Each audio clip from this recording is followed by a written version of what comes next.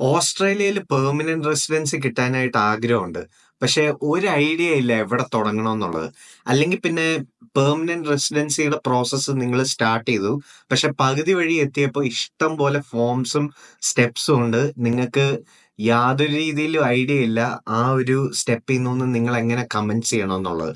അങ്ങനെയുള്ളവർക്ക് വേണ്ടിയിട്ടാണ് ഇന്നത്തെ വീഡിയോ. ഇന്നത്തെ വീഡിയോയിൽ ഞാൻ എടുക്കാൻ ഉദ്ദേശിക്കുന്ന ഒരു സ്റ്റെപ്പ് ബൈ സ്റ്റെപ്പ് ഗൈഡാണ് permanent residency visas subclass 189 അഥവാ 190 വിസാസിനെ പറ്റിയിട്ടാണ് ഇന്നത്തെ വീഡിയോയിൽ എടുക്കാൻ ഉദ്ദേശിക്കുന്നത്. മാത്രമല്ല ഈ പി ആറിന്റെ പരിപാടികളുടെ പ്രോസസ് എന്താണ്, റിക്വയർമെന്റ്സ് എന്താണ്, ഈ പോയിന്റ്സ് ബേസ് സിസ്റ്റം നാവിഗേറ്റ് ചെയ്യാനായിട്ട് എന്തൊക്കെയാണ് നിങ്ങൾ ചെയ്യേണ്ടത്, പിന്നെ ഈ ഒരു പി ആറിന്റെ പ്രോസസ്സിന് വേണ്ടിയിട്ടുള്ള ടിപ്സ് എന്തൊക്കെയാണ്, പിന്നെ ലാസ്റ്റ് ആൻഡ് ഫൈനലായിട്ട് എന്തൊക്കെ മിസ്റ്റേക്സും കൂടിയിട്ടാണ് നിങ്ങൾ ഈ വീഡിയോയിൽ അവോയ്ഡ് ചെയ്യേണ്ടതെന്ന് പറ്റിയിട്ടുള്ള ഒരു വീഡിയോ ആണ് ഇന്ന് എടുക്കാൻ ഉദ്ദേശിക്കുന്നത്. ഈ വീഡിയോ എൻഡ് വരെ സ്കിപ്പ് ചെയ്യാണ്ട് കാണാനും കൂടെ നിങ്ങൾ ശ്രദ്ധിക്കുക. കാരണം ഈ വീഡിയോയിൽ ഞാൻ പറയാൻ പോകുന്നത് 10 സ്റ്റെപ്സിന്റെ ഒരു ഗൈഡാണ്. അപ്പോൾ ആ ഒരു ഗൈഡ് ഞാനൊരു PDF ഡോക്യുമെന്റ് അഥവാ ഒരു ചെക്ക് ലിസ്റ്റ് ആയിട്ട് ക്രിയേറ്റ് ചെയ്തിട്ടുണ്ട്. ആ ചെക്ക് ലിസ്റ്റിൽ എന്തൊക്കെയാണ് വരുന്നതെന്ന് വെച്ച് കഴിഞ്ഞാൽ ഈ പറയുന്ന 10 സ്റ്റെപ്സ് എന്തൊക്കെയാണ്, പിന്നെ ആ 10 സ്റ്റെപ്സിന്റെ ഹൈപ്പർ ലിങ്ക്സ് അഥവാ ഓസ്ട്രേലിയൻ ഗവൺമെന്റിന്റെ ലിങ്ക് ആ ഒരു ചെക്ക് ലിസ്റ്റിൽ പ്രൊവൈഡഡ് ആയിരിക്കും. അപ്പോൾ നിങ്ങൾക്ക് ആ ഒരു 10 സ്റ്റെപ്പ് ഗൈഡ് വേണമെന്നുണ്ടെങ്കിൽ ഈ വീഡിയോന്റെ എൻഡ് വരെ സ്കിപ്പ് ചെയ്യാണ്ട് കാണാനായിട്ട് ശ്രദ്ധിക്കുക. ഈ വീഡിയോയിലേക്ക് കടക്കുന്നതിന് മുമ്പ് നിങ്ങൾ ആദ്യമായിട്ടാണ് എന്റെ ചാനൽ വരുന്നതെന്നുണ്ടെങ്കിൽ എന്റെ പേര് ബിനിൽ വർഗീസ്. മെയ്ഡ് ഇൻ കൊച്ചിയുടെ മറ്റൊരു വീഡിയോയിലേക്ക് എല്ലാവർക്കും എന്റെ സ്വാഗതം. ഞാനിവിടെ ഓസ്ട്രേലിയയിൽ വന്നിട്ട് 6 വർഷത്തിന് മുകളിലായി. ഇവിടെ ഒരു പെർമനന്റ് റെസിഡന്റ് ആണ്. ഇവിടെ ഒരു ലോജിസ്റ്റിക്സ് കമ്പനിയിൽ ടെക്നിക്കൽ ഫീൽഡിലാണ് വർക്ക് ചെയ്യുന്നത്. മെയ്ഡ് ഇൻ കൊച്ചി എന്ന് പറയുന്ന എന്റെ ചാനലിൽ മെയിൻ ആയിട്ട് ഞാൻ ഫോക്കസ് ചെയ്യുന്നത് നാട്ടിൽ നിന്ന് ഓസ്ട്രേലിയയിലേക്ക് മൈഗ്രേറ്റ് ചെയ്യാൻ വരുന്നവർക്ക് വേണ്ടിയിട്ടുള്ള ഒരു വൺ സ്റ്റോപ്പ് സൊല്യൂഷൻ ആയിട്ടുള്ള ഒരു ചാനലാണ്. പിന്നെ ഇവിടെ ഓസ്ട്രേലിയയിൽ വന്നതിന് ശേഷം നിങ്ങൾ എങ്ങനെയാണ് ജോലി കണ്ടെത്തുന്നത്, പിന്നെ ഓസ്ട്രേലിയയിലെ ലൈഫ് സ്റ്റൈൽ വ്ളോഗ്സും ആണ് ഈ മെയ്ഡ് ഇൻ കൊച്ചി എന്ന് പറയുന്ന എന്റെ ചാനലിൽ ഞാൻ കവർ ചെയ്യുന്നത്. നിങ്ങൾ ഇതുപോലെ തന്നെ ഓസ്ട്രേലിയയിലേക്ക് മൈഗ്രേറ്റ് ചെയ്യാനായിട്ട് ഉദ്ദേശിക്കുന്നവരാണ്, അല്ലെങ്കിൽ ഓസ്ട്രേലിയയിൽ ആദ്യമായിട്ടാണ് ഇവിടെ വന്നേക്കുന്നതെന്നുണ്ടെങ്കിൽ തീർച്ചയായിട്ടും എന്റെ ചാനൽ സബ്സ്ക്രൈബ് ചെയ്യാൻ മറക്കണ്ട. ഇനി ഇതുപോലത്തെ ഇഷ്ടം പോലത്തെ കണ്ടന്റ് ഞാൻ എന്റെ ചാനലിൽ എടുക്കാൻ ഉദ്ദേശിക്കുന്നുണ്ട്. അപ്പൊ നമുക്ക് ഒട്ടും താമസിപ്പിക്കാതെ വീഡിയോയിലേക്ക് കടക്കാം. ആദ്യത്തെ സ്റ്റെപ്പ് എന്ന് പറയുന്നത് വിസ ടൈപ്സ് അണ്ടർസ്റ്റാൻഡ് ചെയ്യുക എന്നുള്ളതാണ്. ഓസ്ട്രേലിയയിൽ മോസ്റ്റ് പോപ്പുലർ ആയിട്ടുള്ള പെർമനന്റ് റെസിഡൻസി വിസാസ് 2 കാറ്റഗറിയിലാണ് പെടുന്നത്. നമ്പർ 1 സബ് ക്ലാസ് 189ഉം number 2 subclass 190. Subclass 189 അഥവാ സ്കിൽഡ് ഇൻഡിപെൻഡന്റ് വിസ എന്ന് പറയുന്നത് പേര് പോലെ തന്നെ യാതൊരു രീതിയിലും സ്പോൺസർഷിപ്പിന്റെ ആവശ്യമില്ല ഓസ്ട്രേലിയൻ സ്റ്റേറ്റ് അഥവാ ടെറിട്ടറിയുടെ. ഇതൊരു സ്കിൽഡ് ഇൻഡിപെൻഡന്റ് ആയിട്ടുള്ള ഒരു വിസയാണ്. അതിന്റെ അർത്ഥം എന്താന്ന് വെച്ച് കഴിഞ്ഞാൽ നിങ്ങൾക്ക് 189 വിസ കിട്ടുക എന്നുണ്ടെങ്കിൽ ഓസ്ട്രേലിയയിൽ ഏത് സ്റ്റേറ്റിൽ വേണമെങ്കിലും നിങ്ങൾക്ക് വർക്ക് ചെയ്യാവുന്നതാണ്. മാത്രമല്ല ഇതൊരു പോയിന്റ്സ് ടെസ്റ്റഡ് ആയിട്ടുള്ള ഒരു വിസയും കൂടെയാണ്. ഈ പോയിന്റ്സ് ടെസ്റ്റഡ് ആയിട്ടുള്ള കാറ്റഗറി കൊണ്ട് എന്താണ് ഉദ്ദേശിക്കുന്നത് എന്നുള്ളത് ഈ വീഡിയോന്റെ ഫെർദറിൽ ഞാൻ എക്സ്പ്ലെയിൻ ചെയ്യുന്നതായിരിക്കും. രണ്ടാമത്തെ കാറ്റഗറി എന്ന് പറയുന്നത് സബ് ക്ലാസ് 190 ആണ്, അഥവാ സ്കിൽഡ് നോമിനേറ്റഡ് വിസ എന്നും അറിയപ്പെടാറുണ്ട്. അപ്പോൾ ഈ പേര് പറയുന്ന പോലെ തന്നെ നമ്മുടെ ഒരു ഓസ്ട്രേലിയൻ സ്റ്റേറ്റ് അഥവാ ടെറിട്ടറി നമ്മളെ നോമിനേറ്റ് ചെയ്യുകയാണ് അഥവാ സ്പോൺസർ ചെയ്യുകയാണ് ഈ ഒരു 190 വിസ കിട്ടാനായിട്ട്. ആദ്യത്തെ ക്രൈറ്റീരിയ എന്ന് പറയുന്നത് നിങ്ങൾക്ക് ആ ഒരു നോമിനേഷൻ കിട്ടണം. നിങ്ങൾ എങ്ങനെയാണ് അപ്ലൈ ചെയ്യേണ്ടതെന്നുള്ളതും ഞാൻ വീഡിയോന്റെ എൻഡിൽ പറയുന്നതായിരിക്കും. 189 വിസയായിട്ട് കമ്പാരിറ്റീവ്ലി സ്ലൈറ്റ്ലി ലെസ് പോയിന്റ്സ് മാത്രം നമുക്ക് ഈ ഒരു വിസയ്ക്ക് അപ്ലൈ ചെയ്യേണ്ട സമയത്ത് ആവശ്യമുള്ളൂ. പിന്നെ ഈ വിസയുടെ ഒരു ഡൗൺ സൈഡ് എന്ന് പറയുന്നത് 189 കമ്പാരിറ്റീവ്ലി നമ്മൾ നോമിനേറ്റ് ചെയ്യുന്ന സ്റ്റേറ്റിൽ നമ്മൾ അറ്റ്ലീസ്റ്റ് 2 ഇയേഴ്സ് വർക്ക് ചെയ്യാന്ന് നമ്മൾ ഗവൺമെന്റ് അടുത്ത് പറഞ്ഞിട്ടാണ് നമ്മൾ ഈ വിസയ്ക്ക് അപ്ലൈ ചെയ്യുന്നത്. അതേസമയം 189 അങ്ങനെ യാതൊരു രീതിയിലുള്ള റിക്വയർമെന്റും ഇല്ല. നമുക്ക് ഏതൊരു സ്റ്റേറ്റിലും എത്ര നാൾ വേണമെങ്കിലും വർക്ക് ചെയ്യാം. 2 ഇയേഴ്സ് ഇന്ന ഒരു സ്റ്റേറ്റിൽ വർക്ക് ചെയ്യണമെന്നോ ലിവ് ചെയ്യണോ എന്നുള്ള യാതൊരു രീതിയിലുള്ള റിക്വയർമെന്റ്സും ഇല്ല. PR അപ്ലൈ ചെയ്യുമ്പോഴത്തേക്കുള്ള രണ്ടാമത്തെ സ്റ്റെപ്പ് എന്ന് പറയുന്നത് നിങ്ങളുടെ എലിജിബിലിറ്റി മനസ്സിലാക്കുക എന്നുള്ളതാണ്. അപ്പൊ നിങ്ങളുടെ എലിജിബിലിറ്റി കൊണ്ട് ഉദ്ദേശിക്കുന്നത് എന്താന്ന് വെച്ചാൽ നിങ്ങളിപ്പോ കറന്റ്ലി വർക്ക് ചെയ്യുന്ന സ്കില്ല് അഥവാ ഓക്യുപ്പേഷൻ ഓസ്ട്രേലിയൻ ഗവൺമെന്റിന് ഡിമാൻഡ് ഉള്ള ഒരു സ്കില്ലാണോ എന്നുള്ളത് നിങ്ങൾ ഫൈനലൈസ് ചെയ്യണം. അപ്പൊ അത് എങ്ങനെയാണ് മനസ്സിലാക്കാൻ പറ്റുക? സബ് ക്ലാസ് 189 ആണ് നിങ്ങൾ അപ്ലൈ ചെയ്യുന്നതെന്നുണ്ടെങ്കിൽ MLT-SSL അഥവാ medium long term strategic skill list എന്നുള്ള ഒരു ലിസ്റ്റ് ആണ് നിങ്ങൾ നോക്കേണ്ടത്. അതേസമയം സബ് സബ് ക്ലാസ് 190ക്കാണ് നിങ്ങൾ അപ്ലൈ ചെയ്യാൻ ഉദ്ദേശിക്കുന്നതെന്നുണ്ടെങ്കിൽ STSOL അഥവാ short term skilled occupation list ആണ് നിങ്ങൾ നോക്കേണ്ടത്. ഇനി അഥവാ നിങ്ങളിപ്പോ കറന്റ്ലി വർക്ക് ചെയ്യുന്നില്ലാത്ത ഒരു വ്യക്തിയാണെന്നുണ്ടെങ്കിൽ സ്റ്റെപ്പ് 3 തൊട്ടാണ് നിങ്ങൾ ഫോളോ ചെയ്യേണ്ടത്. സ്റ്റെപ്പ് 3 എന്ന് പറയുന്നത് സ്കിൽസ് അസസ്മെന്റ് ആണ്. നിങ്ങളിപ്പോ കറന്റ്ലി വർക്ക് ചെയ്യുന്ന ഒക്യുപ്പേഷൻ അഥവാ പാസ് ഔട്ട് ആയിരിക്കുന്ന ഫീൽഡ് ഇവിടുത്തെ ഗവൺമെന്റ് അപ്രൂവ് ചെയ്യുന്നുണ്ടോ എന്നുള്ളതാണ് ചെക്ക് ചെയ്യുന്നത് ഈ ഒരു സ്കിൽസ് അസസ്മെന്റ് ത്രൂ. ഒരു എക്സാമ്പിൾ പറയാന്നുണ്ടെങ്കിൽ എഞ്ചിനീയേഴ്സ് ഓസ്ട്രേലിയയും IT പ്രൊഫഷണൽസിന് ACS എന്ന് പറയുന്ന അതോറിറ്റിയാണ് സ്കിൽ അസസ്മെന്റിന് വേണ്ടി യൂസ് ചെയ്യുന്നത്. അതേപോലെ തന്നെയാണ് അക്കൗണ്ടൻസിന് വേണ്ടിയിട്ട് CPA അഥവാ CA എന്ന് പറയുന്ന അതോറിറ്റി. പിന്നെ ലാസ്റ്റ് ആൻഡ് ഫൈനൽ നഴ്സസ് അഥവാ ഹെൽത്ത് കെയർ പ്രൊഫഷണൽസിന് ANMAC അഥവാ ANMAC എന്ന് പറയുന്ന അതോറിറ്റിയാണ് യൂസ് ചെയ്യുന്നത് സ്കിൽ അസസ്മെന്റിന് വേണ്ടിയിട്ട്. ഈ ഒരു സ്കിൽ അസസ്മെന്റ് പ്രോസസ് എന്ന് പറയുന്നത് യൂഷ്വലി എടുക്കുന്നത് 4 to 9 വീക്സ് ആണ്. എഗൈൻ ഏത് അതോറിറ്റീനെ ബേസ് ചെയ്തിട്ടിരിക്കും നിങ്ങളുടെ ആ ഒരു പ്രോസസിങ് ടൈം എടുക്കുന്നത്. ഈ ഒരു സ്റ്റെപ്പ് ചെയ്യാണ്ട് നിങ്ങൾക്ക് അടുത്ത സ്റ്റെപ്പിലേക്ക് പോകാൻ പറ്റില്ല. അപ്പോൾ ഏറ്റവും ആദ്യമേ തന്നെ നിങ്ങൾ സ്കിൽ അസസ്മെന്റ് ചെയ്യണമെന്നാണ് ഈ ഒരു സ്റ്റെപ്പ് കൊണ്ട് ഉദ്ദേശിക്കുന്നത്. 4ാമത്തെ സ്റ്റെപ്പ് എന്ന് പറയുന്നത് ഇംഗ്ലീഷ് അസസ്മെന്റ് ടെസ്റ്റ് ആണ്. ഈ ഒരു ഇംഗ്ലീഷ് അസസ്മെന്റ് ടെസ്റ്റ് കൊണ്ട് നിങ്ങൾ പ്രൂവ് ചെയ്യുന്നത് നിങ്ങൾ ഇവിടെ ഓസ്ട്രേലിയയിൽ വന്നു കഴിഞ്ഞോണ്ട് ലിവ് ചെയ്യാനും വർക്ക് ചെയ്യാനും വേണ്ടിയിട്ടുള്ള ആവശ്യമായിട്ടുള്ള ഇംഗ്ലീഷ് സ്കില്ല് നിങ്ങൾക്കുണ്ടോ എന്ന് അറിയാൻ വേണ്ടിയിട്ടാണ് ഈ ഒരു ടെസ്റ്റ് ചെയ്യുന്നത്. ഈ ഒരു ഇംഗ്ലീഷ് സ്കിൽ ടെസ്റ്റ് മെയിൻ ആയിട്ട് ചെയ്യുന്നത് IELTS, PTE അഥവാ TOEFL അങ്ങനെ കുറെ പ്ലാറ്റ്ഫോംസ് ഉണ്ട്. ഇവിടെ മെയിൻ ആയിട്ട് പ്രിഫേർഡ് ആയിട്ടുള്ളത് ഇവിടെ IELTSഉം PTEയും ആണ്. ഏതൊരു പെർമനന്റ് റെസിഡൻസി വിസയ്ക്ക് അപ്ലൈ ചെയ്യണമെന്നുണ്ടെങ്കിൽ നിങ്ങൾക്ക് കോമ്പിറ്റന്റ് ആയിട്ടുള്ള ഒരു ഇംഗ്ലീഷ് നിങ്ങൾക്ക് വേണം. അതായത് IELTSന് 6 മിനിമം അഥവാ PTEന് 50 ബാൻഡ് സ്കോർ, ഇൻഡിവിജ്വൽ സ്കോർ നിങ്ങൾക്ക് വേണം. ഇവിടെയാണ് ഒരു ബോണസ് ടിപ്പ് എന്ന് പറയാനുള്ളത്. ഇംഗ്ലീഷ് ടെസ്റ്റിൽ നിങ്ങൾക്ക് മാക്സിമം സ്കോർ ചെയ്യാൻ പറ്റുക എന്നുണ്ടെങ്കിൽ ആദ്യം ഞാൻ പറഞ്ഞ പോലെ തന്നെ 2 പെർമനന്റ് റെസിഡൻസി വിസകളും ഒരു പോയിന്റ്സ് ബേസ്ഡ് ആയിട്ടുള്ള ഒരു വിസയാണ്. മാക്സിമം ഇംഗ്ലീഷ് ടെസ്റ്റിന് നിങ്ങൾക്ക് സ്കോർ ചെയ്യാൻ പറ്റുക എന്നുണ്ടെങ്കിൽ മാക്സിമം പോയിന്റ്സ് നിങ്ങൾക്ക് കരസ്ഥമാക്കാൻ പറ്റും. ആ ഒരു പോയിന്റ്സ് വെച്ചിട്ട് നിങ്ങൾക്ക് മാക്സിമം ചാൻസ് കിട്ടുകയാണ് നിങ്ങൾക്ക് പെർമനന്റ് റെസിഡൻസി വിസ കിട്ടാനായിട്ട്. 5ാമത്തെ സ്റ്റെപ്പ് എന്ന് പറയുന്നത് നിങ്ങളുടെ PR-ന് വേണ്ടിയിട്ടുള്ള പോയിന്റ്സ് കാൽക്കുലേറ്റ് ചെയ്യുക എന്നുള്ളതാണ്. ഇപ്പോ ഓരോ സാഹചര്യവും ഓരോ ആപ്ലിക്കൻസിന്റെയും പോയിന്റ്സ് ഡിഫറെന്റ് ആണ്. ഓരോരുത്തരുടെ ആപ്ലിക്കൻസ് ഡിഫറെന്റ് ആണ് ഇൻ ദ സെൻസ് എന്ന് പറയുമ്പോൾ ഇപ്പൊ എന്റെ ഒരു കേസ് പറയാന്നുണ്ടെങ്കിൽ എനിക്ക് 30 years ഏജ് ആണുള്ളത്. അതേസമയം എന്റെ IELTSന്റെ സ്കോർ വേറെ ആയിരിക്കാം, എന്റെ എഡ്യൂക്കേഷൻ വേറെ ആയിരിക്കാം. അപ്പോൾ ഈ ഒരു ഓരോ പർട്ടിക്കുലർ സ്കില്ല് വെച്ചിട്ടാണ് നിങ്ങൾക്ക് പോയിന്റ്സ് കിട്ടുന്നത്. ഏറ്റവും ബെയർ മിനിമം ആയിട്ട് നിങ്ങൾക്ക് 65 പോയിന്റ്സ് ആണ് വേണ്ടത് ഏതൊരു പെർമനന്റ് റെസിഡൻസിനും നിങ്ങൾ അപ്ലൈ ചെയ്യണമെന്നുണ്ടെങ്കിൽ. പക്ഷെ റിയലിസ്റ്റിക് ആയിട്ട് പറയാന്നുണ്ടെങ്കിൽ മാക്സിമം പോയിന്റ്സ് ഉണ്ടെങ്കിൽ മാത്രമേ നിങ്ങൾക്ക് PR കിട്ടുള്ളൂ. ഏറ്റവും ബെസ്റ്റ് അഡ്വൈസ് എന്ന് പറയുന്നത് ഒരു 80-85 പോയിന്റ്സിന് നിങ്ങൾ എയിം ചെയ്യാന്നുള്ളതാണ് നിങ്ങൾക്ക് പെർമനന്റ് റെസിഡൻസി വിസ കിട്ടണമെന്നുണ്ടെങ്കിൽ. ഈ ഒരു പോയിന്റ്സ് നിങ്ങൾക്ക് മെയിൻ ആയിട്ട് അവോയ്ഡ് ചെയ്യുന്നത് പല ഫാക്ടേഴ്സ് കൊണ്ടിട്ടാണ്. നിങ്ങളുടെ ഏജ്, നിങ്ങളുടെ എഡ്യൂക്കേഷൻ, നിങ്ങളുടെ ഇംഗ്ലീഷ് ലെവൽ, നാട്ടി, പിന്നെ എഡ്യൂക്കേഷൻ, ഓസ്ട്രേലിയൻ സ്റ്റഡി, പിന്നെ നിങ്ങൾ ബാച്ചിലർ ആണോ അതോ മാരീഡ് ആണോ, പിന്നെ മാരീഡ് ആണെന്നുണ്ടെങ്കിൽ നിങ്ങളുടെ പാർട്ട്ണറിന്റെ സ്കില്ല്, അങ്ങനെ പല കാറ്റഗറീസ് വെച്ചിട്ടാണ് നിങ്ങൾക്ക് പോയിന്റ്സ് ലഭിക്കുക. എന്റെ ഒരു അഡ്വൈസ് എന്ന് പറയുന്നത് ഏറ്റവും ഓണസ്റ്റ് ആയിട്ട് നിങ്ങൾ ഈ ഒരു കാറ്റഗറി ഫില്ല് ചെയ്യുക. നിങ്ങൾക്ക് എത്ര ജെന്യൂൻ ആയിട്ട് നിങ്ങളുടെ പോയിന്റ്സ് കാണിക്കാൻ പറ്റും ഫേക്ക് ഡോക്യുമെന്റ്സ് ഒന്നും വെക്കാണ്ട്, അത്രയും കൂടുതൽ ചാൻസ് ആണ് നിങ്ങൾക്ക് പെർമനന്റ് റെസിഡൻസി വിസ കിട്ടാനായിട്ടുള്ളത്. കാരണം നിങ്ങൾ ജെന്യൂൻ അല്ലാത്ത ഡോക്യുമെന്റ്സ് വെക്കുമ്പോൾ നിങ്ങളെ ബാർ ചെയ്യാനായിട്ടുള്ള ചാൻസ് വളരെയധികം കൂടുതലാണ്. ഒരു തവണ നിങ്ങൾക്ക് ബാൻ കിട്ടിക്കഴിഞ്ഞാൽ എല്ലാ യൂറോപ്യൻ കൺട്രീസിലും നോട്ടിഫൈ ചെയ്യും. പിന്നെ നിങ്ങൾക്ക് യൂറോപ്യൻ കൺട്രീസിൽ നിങ്ങൾക്ക് അപ്ലൈ ചെയ്യാൻ പറ്റില്ല. അടുത്ത സ്റ്റെപ്പ് എന്ന് പറയുന്നത് എക്സ്പ്രഷൻ ഓഫ് ഇൻട്രസ്റ്റ് ആണ്.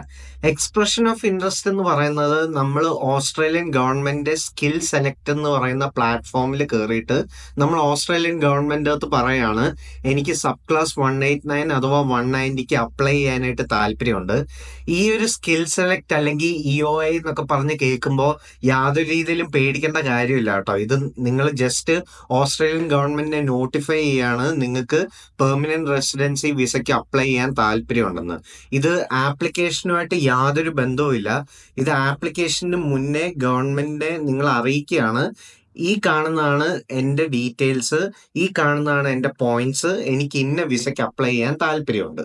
അത്ര മാത്രമേ ഉള്ളൂ. ജനറലി പറയാന്നുണ്ടെങ്കിൽ എക്സ്പ്രഷൻ ഓഫ് ഇൻട്രസ്റ്റ് അഥവാ EOI എന്ന് പറയുന്നത് 2 വർഷം വാലിഡിറ്റി ഉള്ള ഒരു സംഭവമാണ്. അപ്പോ ഈ 2 വർഷം വരെ നിങ്ങളെ ഗവൺമെന്റ് വിളിച്ചില്ല എന്നുണ്ടെങ്കിൽ പേടിക്കേണ്ട കാര്യമില്ല. ആ ഒരു പ്രോസസ്സ് ടൈം കൺസ്യൂമിംഗ് ആണ്. പക്ഷെ ജനറലി ഗവൺമെന്റ് നിങ്ങളെ സെലക്ട് ചെയ്യുന്നത് ഒരു 4 to 10 വീക്സിനുള്ളിലാണ്. എഗൈൻ നിങ്ങളുടെ പോയിന്റ്സിനെ ഡിപ്പെൻഡന്റ് ആയിട്ടിരിക്കും. നിങ്ങൾ എന്ത് സ്കില്ലാണ് ഓസ്ട്രേലിയൻ ഗവൺമെന്റിന് ഓഫർ ചെയ്യുന്നതെന്ന് അനുസരിച്ചിരിക്കും. അങ്ങനെ പല ഫാക്ടേഴ്സ് വെച്ചിട്ടാണ് നിങ്ങളെ എത്ര പെട്ടെന്ന് ഓസ്ട്രേലിയൻ ഗവൺമെന്റ് ഇൻവൈറ്റ് ചെയ്യുന്നത്. 7ാമത്തെ സ്റ്റെപ്പ് എന്ന് പറയുന്നത് സ്റ്റേറ്റ് നോമിനേഷൻ ആണ്. ഇത് വെറും സബ് ക്ലാസ് 190 വിസയ്ക്ക് മാത്രമാണ് ഈ ഒരു സ്റ്റെപ്പ് വരുന്നത്. നിങ്ങളിപ്പോൾ സബ് ക്ലാസ് 189 ആണ് നോക്കുന്നതെന്നുണ്ടെങ്കിൽ 8th സ്റ്റെപ്പിലേക്ക് നിങ്ങൾക്ക് സ്കിപ്പ് ചെയ്യാവുന്നതാണ്.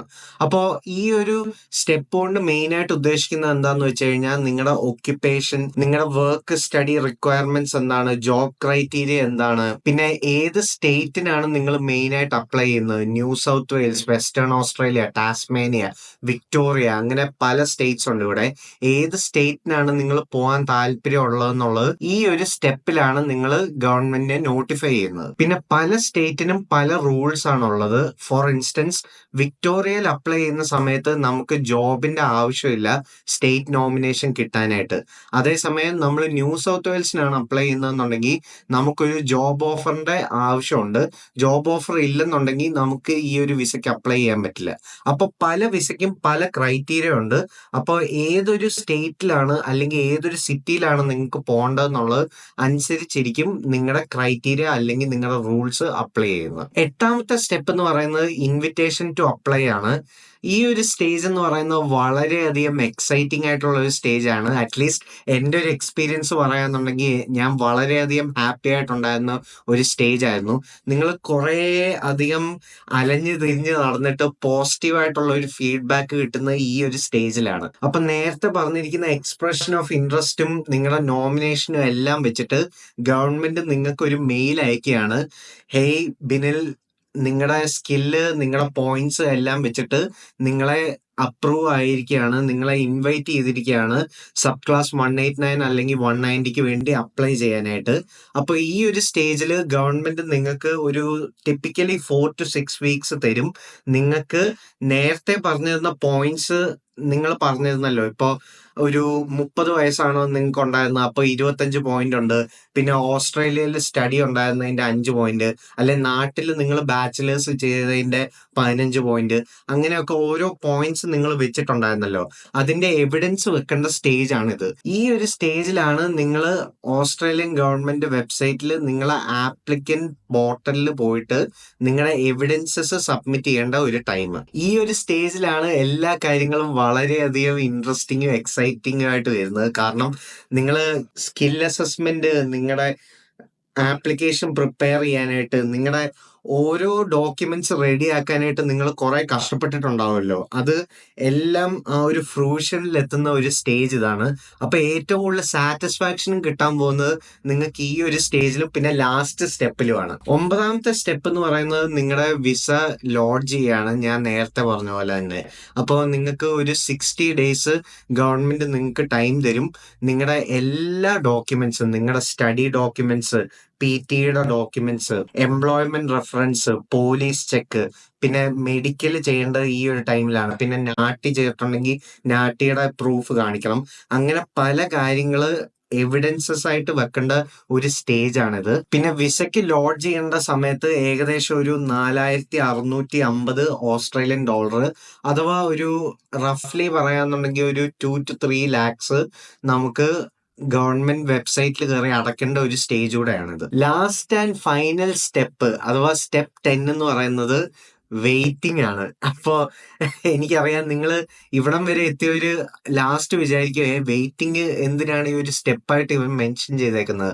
ഇവിടെയാണ് നിങ്ങൾക്ക് ഏറ്റവും കൂടുതൽ ക്ഷമ വരേണ്ടത്. അപ്ലൈ ചെയ്തേക്കുന്ന വിസ കിട്ടാനായിട്ട് ടിപ്പിക്കലി ഒരു 4 to 8 months മിനിമം നിങ്ങൾക്ക് എടുക്കും ആ ഒരു വിസയുടെ ഗ്രാൻഡ് കിട്ടാനായിട്ട്. കാരണം നിങ്ങൾ ഈ കൊടുത്തിരിക്കുന്ന എല്ലാ ഡോക്യുമെന്റ്സും A to Z Australian government review ചെയ്യണമെന്നുണ്ടെങ്കിൽ മിനിമം ഒരു 4 to 8 months എടുക്കും.